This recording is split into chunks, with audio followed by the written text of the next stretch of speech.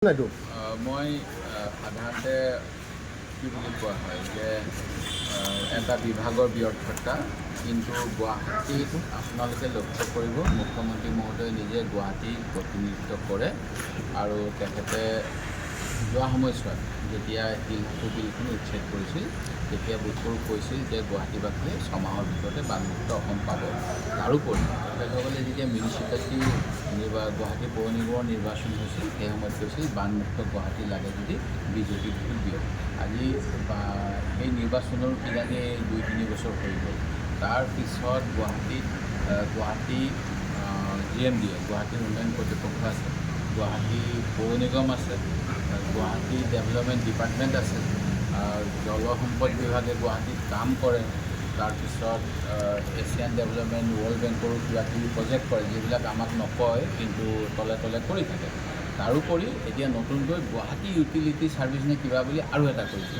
তাৰ উপৰি smart city প্ৰজেক্টটো চলি আছে। মাত্ৰ 100খন নগৰক স্মাৰ্ট কৰিম বুলি ক'লে আৰু তাৰ ভিতৰত গুৱাহাটীয়ে প্ৰথম পুঁজি পাইছিল। এতিয়া ইমানখিনি বিভাগ আৰু মুখ্যমন্ত্ৰী মহোদয় নিজে এটা সময়ত গুৱাহাটী উন্নয়ন কৰ্তৃপক্ষ মন্ত্ৰী আছিল। দ্বিতীয়তে যেতিয়া আমাৰ অসমৰ পৰা বিজেপিৰ জ্যেষ্ঠ নেত্ৰী বিজয়া চক্ৰৱৰ্তী বাইদেউ কেন্দ্ৰীয় মন্ত্ৰী আছিল, তেখেতে তেতিয়া ভৰলু খান্দি পেলাই গুৱাহাটীক বানমুক্ত কৰা হ'ব বুলি কৈছিল। এই গোটেইখিনি কথাৰ পিছত অশোক সিংঘল ডাঙৰীয়াই গুৱাহাটীৰ বানপানী চৰকাৰী খৰচত হেলিকপ্টাৰেদি 2 দিনমান চাইছে বুলি আপোনালোকৰ মাধ্যমেৰে গম পাইছিলোঁ। তাৰপিছত তেখেতে গুৱাহাটীত কমচে কম হেলিকপ্টাৰখন যদি বতৰ বেয়া কাৰণে উৰাব নোৱাৰিলে, ড্ৰোন এটা উৰাই হ'লেও চাব লাগিছিল, খোজকাঢ়ি চাব লাগিছিল।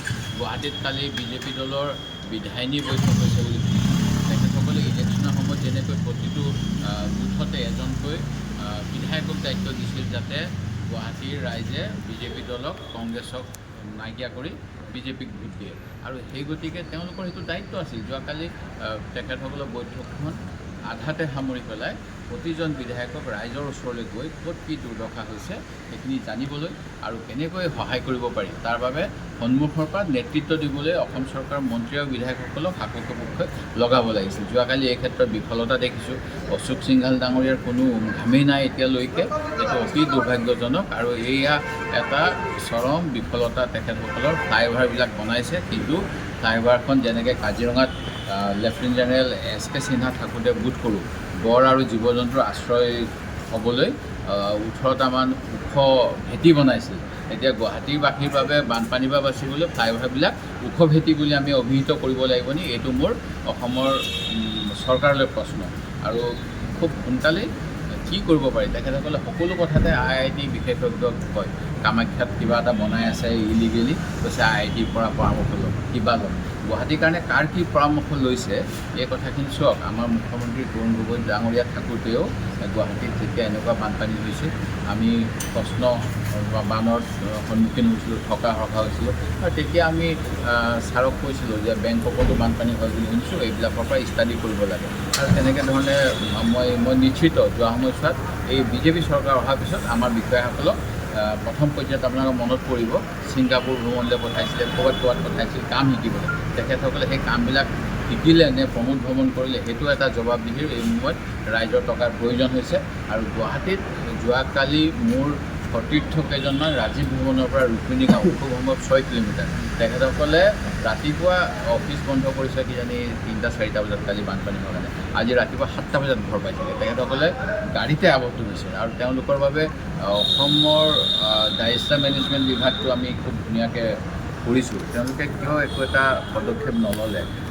এবটল পানী হ'ব পাৰে, কাৰোবাৰ মেডিচিন লাগিব পাৰে টাইমলি, তেওঁলোকে এনেকুৱা এটা কৰিব নোৱাৰিলে নে গুৱাহাটীত? এইখিনি কিন্তু আমাৰ ৰাইজৰ হৈ এই প্ৰশ্ন তুলিছোঁ।